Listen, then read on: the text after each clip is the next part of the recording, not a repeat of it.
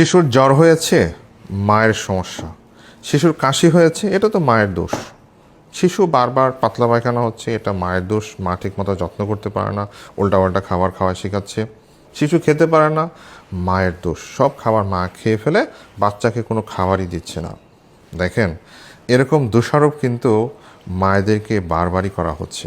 অনেক মা আছে আমার কাছে এসে বলল, স্যার অস্থির হয়ে যাচ্ছি, বাচ্চা অসুস্থ হচ্ছে, খালি আমাকে দোষারোপ করতেছে। সেদিন এক মা সেই ঢাকা থেকে ফরিদপুর আসছে, বললো স্যার নিরুপায় হয়ে আসছি, ফ্যামিলি আমাকে এত ব্লেম দিচ্ছে স্যার, কাউকে না বলে আপনার কাছে আসছে, আমার বাচ্চার কি সমস্যা, খালি আমাকে দোষারোপ করতেছে, আমার দোষ হচ্ছে। আসলে একটা ছেলে বা একটা মেয়েকে একজন মা যথেষ্ট চেষ্টা করে তাকে ভালো রাখার জন্য। শুধু মায়ের দায়িত্ব না, একজন বাবারও কিন্তু দায়িত্ব আছে। এবং এইভাবে আমাদের দেশে মাকে এভাবে ব্লেম করা একেবারেই অনুচিত। প্রত্যেক মা তার সন্তানের ভালো চায়।